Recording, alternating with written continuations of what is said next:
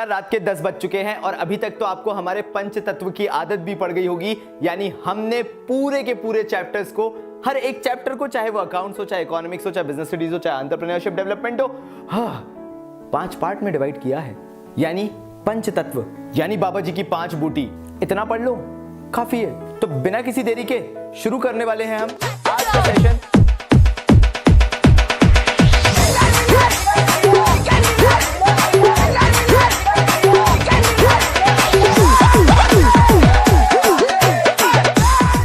तो पेश है आपके सामने बाबा जी की बूटी #1।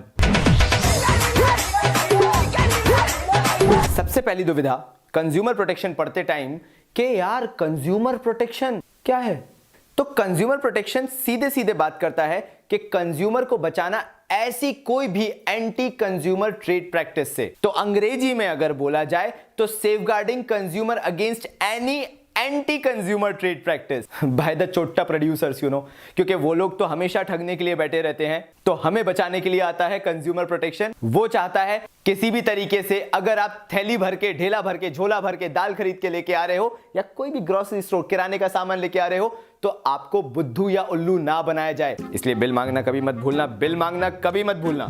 तो यानी पहली चीज तो पढ़ ली कि कंज्यूमर प्रोटेक्शन क्या बोलता है कि safeguarding the interest of consumer against any anti consumer trade practice by the producer. तो इसी बूटी के अंदर जब हम दूसरा ज्ञान प्राप्त करना चाहते हैं तो कंज्यूमर प्रोटेक्शन आखिर होता कैसे है। कंज्यूमर प्रोटेक्शन के लिए एक एक्ट बनाया गया जिसे बोला गया कंज्यूमर प्रोटेक्शन एक्ट 1986। इसमें कोशिश ये की गई कि कंज्यूमर्स को किसी भी तरह से बचाया जा सके। जो प्रोड्यूसर चाय में ज्यादा पानी मिला के देता है, दूध कम देता है, चीनी कम देता है, उससे बचाया जा सके। बहुत लेम जोक था। तो इसमें किया क्या गया, एक कंज्यूमर प्रोटेक्शन एक्ट बना दिया गया सन 1986 1986 में, और उसका एक सेक्शन बनाया गया जिसको नाम दिया गया सेक्शन 2 सबसेक्शन डी, जिसके अंदर डिफाइन किया गया हु इज अ कंज्यूमर। तो देखो भाई, कंज्यूमर होता है 2 शब्दों में, 2 तरीके से, सॉरी। नंबर 1, कंज्यूमर वो है जो गुड्स बाय करता है। Consumer is someone who buys good for personal use, for a purchase consideration. अरे पैसा नहीं दोगे का, पैसा देना पड़ेगा ना। वो जो पैसा देते हो उसके अगेंस्ट में जो गुड्स खरीदते हो, अगर आप ऐसा करते हो पर्सनल यूज के लिए तो आप एक कंज्यूमर कहलाते हो। नंबर 2, आप कंज्यूमर हो अगर आप कोई भी सर्विस हायर करते हो या अवेल करते हो, तब भी आप कंज्यूमर कहलाओगे। अगर आप ये सारे काम परचेज कंसिडरेशन के लिए कर रहे हो, मतलब बदले में पैसा देना पड़ेगा ना, फ्री फोकट में तो कुछ मिलेगा नहीं, और साथ साथ में आप इसको पर्सनल यूज के लिए रखते हो। तो भाई 5 बूटी है, पंच तत्व है हर एक चैप्टर के अंदर। पहला तत्व कंज्यूमर प्रोटेक्शन का खत्म। चलो जी भाई, मुझे मालूम है आपको ये सब लिखना है, आप कॉपी किताब लेके बैठते हो ना यार बाबा जी के साथ, तो मैं हट रहा हूं, तुम लोग नोट डाउन करो। मैं जब तक ढेला भर के दाल खरीद के आते ही हूं। और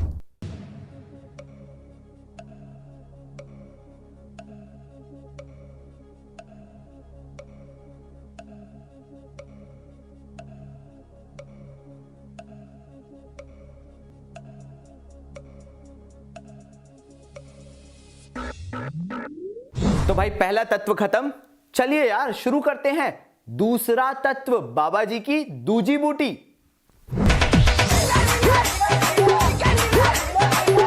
हाँ भाई लोग, बाबा जी की बूटी पार्ट 2 में आपका स्वागत है। बहुत बहुत आने के लिए धन्यवाद, हजारों कोटि कोटि प्रणाम।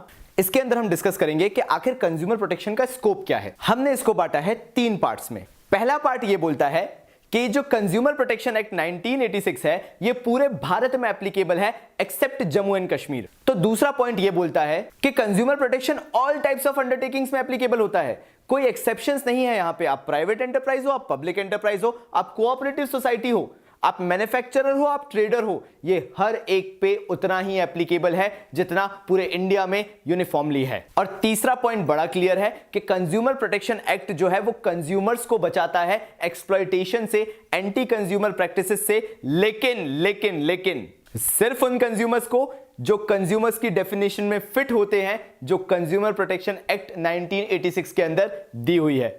बस खत्म, बाबा जी की बूटी #2 खत्म। अब हमें किस पे पढ़ना है, #बाबा जी की बूटी 3, पंच तत्व में तीसरा अध्याय।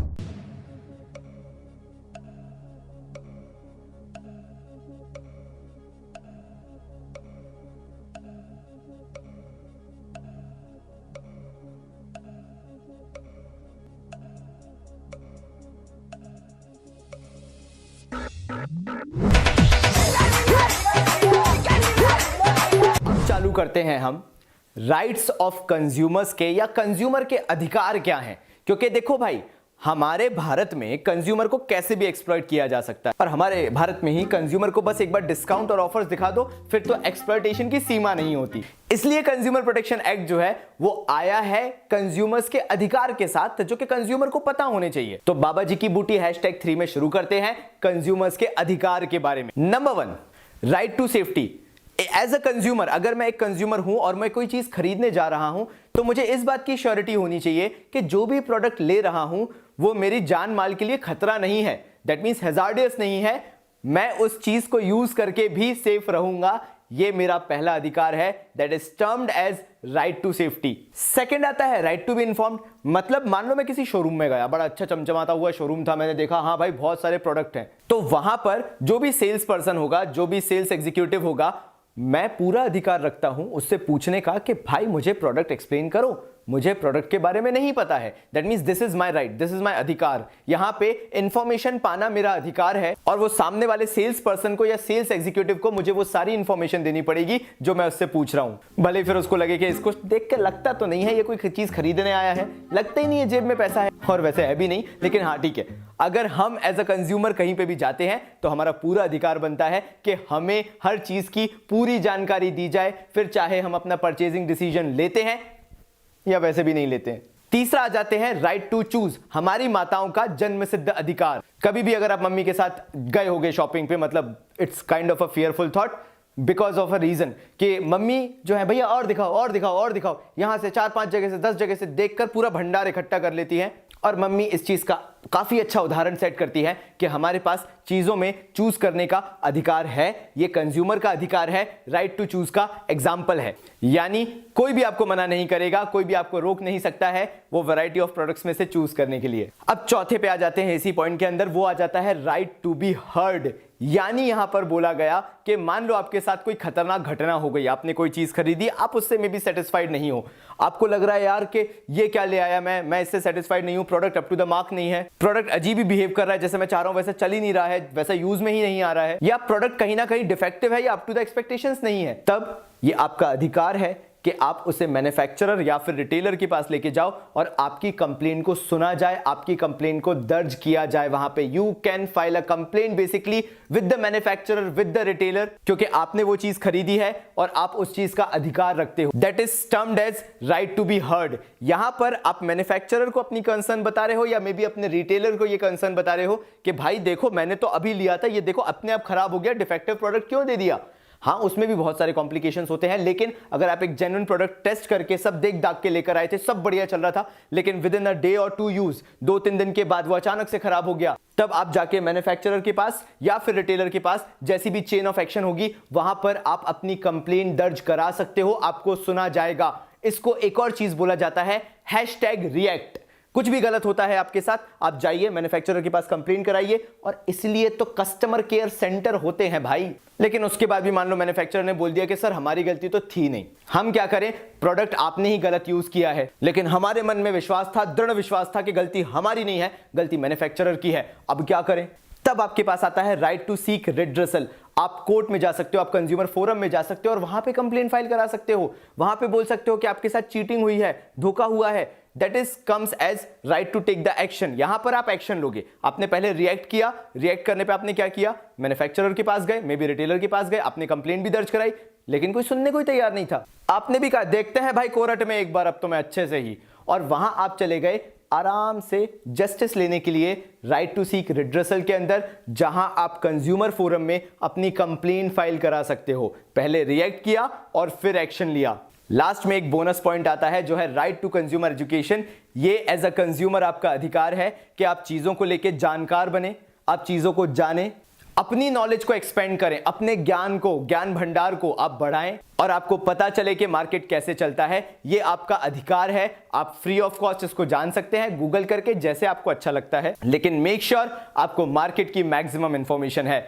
चलो भाई, ये बूटी भी खत्म हुई, अब क्या करना है, अब नेक्स्ट बूटी पे आना है भाई। #booty4 खत्म होने वाला है ये वीडियो जल्द ही, जल्दी खत्म करते हैं। चलो भाई।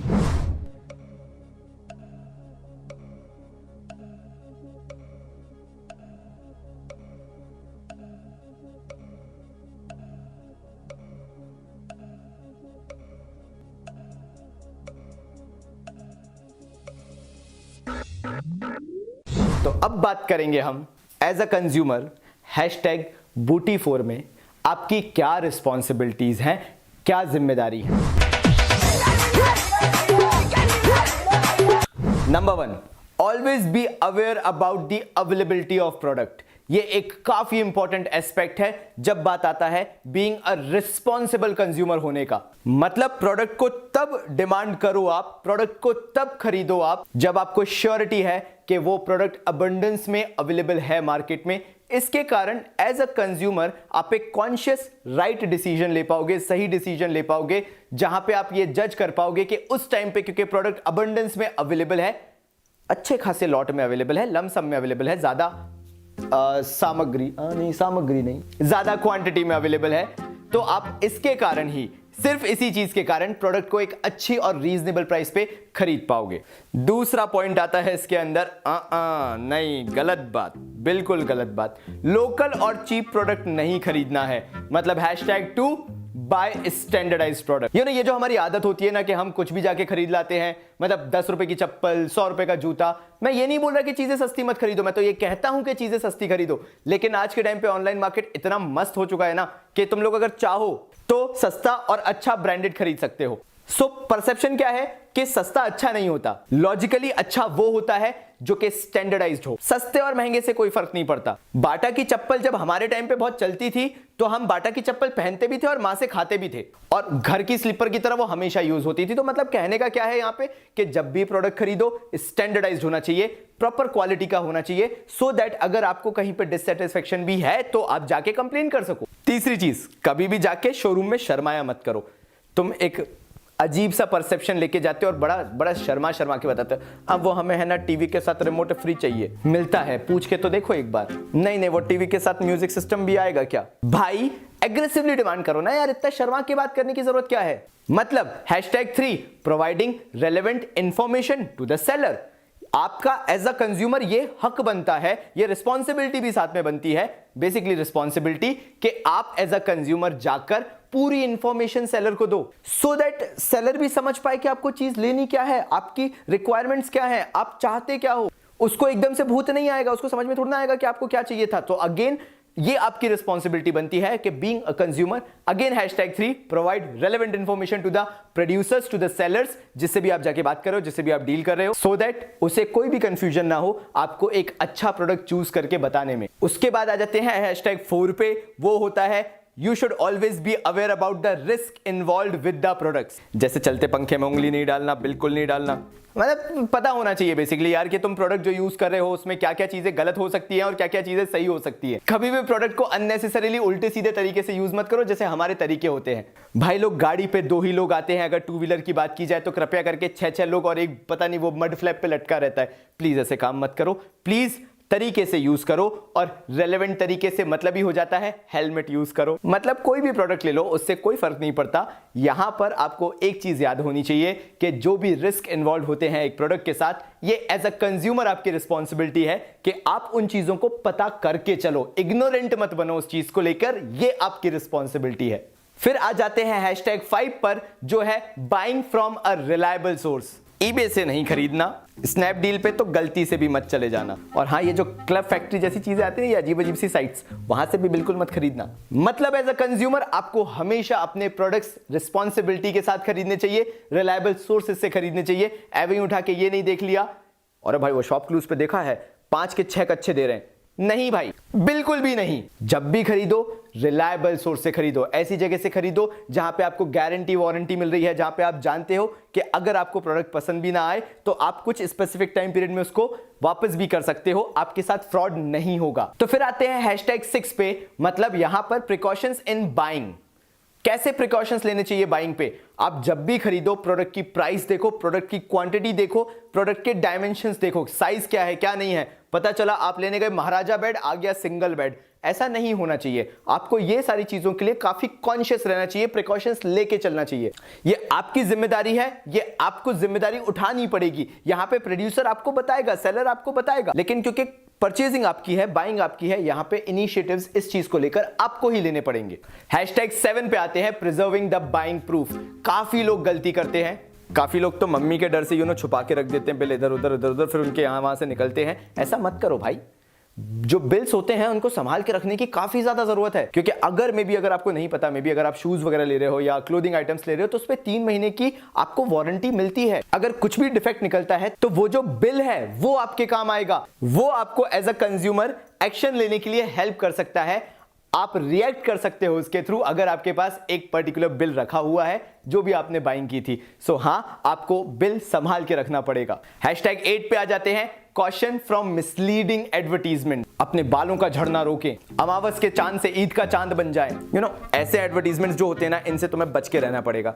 स्पेशली जो ये जो फेयरनेस क्रीम्स के चोचले चलते हैं, उस टाइप के मिसलीडिंग एडवर्टीजमेंट से, या फिर एक्स लगाने से तो भाई लोग पागल ही हो जाते हैं। ये सारी चीजें आपको भी as a conscious consumer, as an educated consumer आपकी जिम्मेदारी बनती है कि आपको मालूम होना चाहिए ऐसा कुछ नहीं होता। ऐसे अगर जिंदगी चलती होती तो बस बड़े कूल थे, अभी अपन बैठे नहीं होते, अपन एक्स लगा के पूरे मोहल्ले में भटक रहे होते। तो प्लीज ऐसी चीजें देखना भूल जाओ और रिस्पॉन्सिबल कंज्यूमर बनो और कोशिश करो कि ये चीजों को अवॉइड करो, इन चीजों में ना जाओ, इन चीजों के बारे में ना सोचो। और जब भी कोई डिसीजन लो तो ये देखो कि हाँ भाई, मैं ये चीज लेना चाहता था हमेशा से, इसकी क्वालिटी बहुत अच्छी है, ये एक अच्छे सोर्स से मिल रहा है, ये मेरा एक कॉन्शियस डिसीजन है इस चीज को लेने का। #9 पे आ जाते हैं, कंप्लेनिंग जेन्युइन ग्रीवियंसेस। ऐसा नहीं है कि मुंह उठा के कुछ भी कंप्लेन कर डाली, मैं खरीद रहा था उसने मेरे को गंदा बोला, नहीं, ऐसा नहीं करना है। चीजें सोच समझ के कंप्लेन करो, कुछ भी कंप्लेन मत करो, कंज्यूमर फोरम को कंफ्यूज मत करो, क्योंकि फिर जो जेन्युइन ग्रीवियंसेस होते हैं, जो जेन्युइन तकलीफें होती हैं कंज्यूमर्स की, वो कहीं ना कहीं पीछे हट जाती है और जो असल में कंप्लेंट्स हैं, जो असल में प्रॉब्लम्स हैं, उनका रेजोल्यूशन नहीं निकल पाता है। सो कभी भी as a consumer take always a conscious decision, एक जिम्मेदाराना आपको डिसीजन लेना पड़ेगा, कहे तो जिम्मेदाराना फैसला लेना पड़ेगा कि जब भी आप कंप्लेन करें वो जेन्युइन हो, वो लॉजिकल हो और हां, आप वाकई में उस चीज को मीन करते हो। बस भाई लोग, हाँ मैं समझ गया तुम लोग बहुत ही ज्यादा परेशान हो, बहुत ही ज्यादा तकलीफ में हो, बहुत ज्यादा पढ़ लिया है हमने। हमारी लास्ट बूटी बची है #booty5, थोड़ा सा ही टाइम है, बस खत्म करने वाले हैं अपन। चलिए आगे बढ़ते हैं। यहां पे हम बात करेंगे कि अगर एज अ कंज्यूमर आपको कोई कंप्लेन फाइल करनी हो तो कंज्यूमर फोरम के अंदर आप किस तरीके से एक कंप्लेन को फाइल कर सकते हो। आप बड़े परेशान थे कि भाई घर पे बैठे हुए थे, आपको समझ में नहीं आ रहा था, आपका प्रोडक्ट के साथ फ्रॉड हो गया था।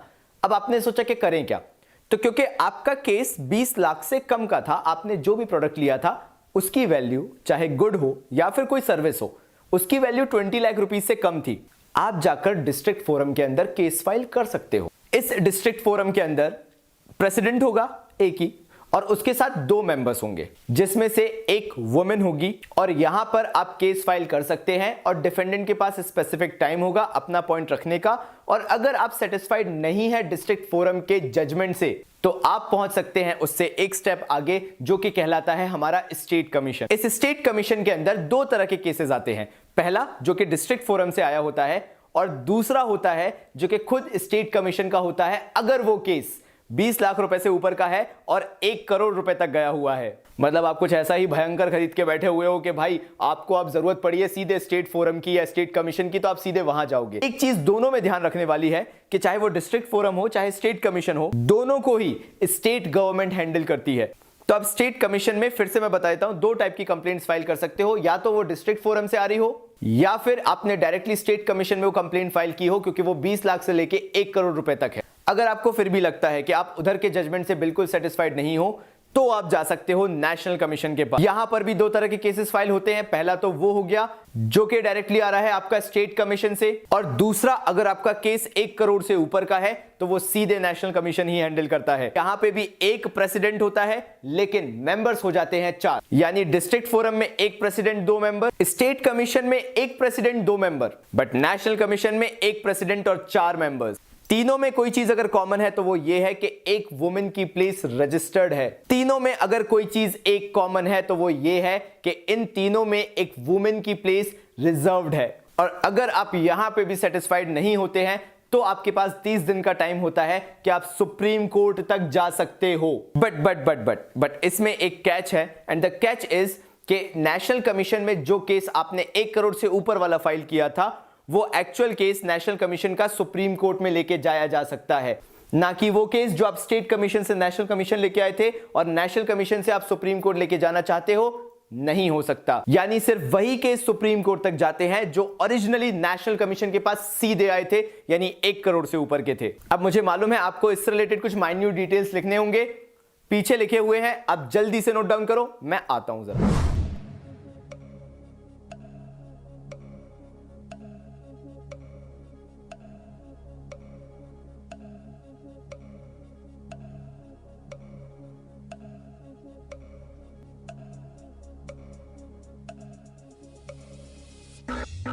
तो यार दोस्तों, यहां खत्म होता है आपका 20 डेज प्लेज का #Day1।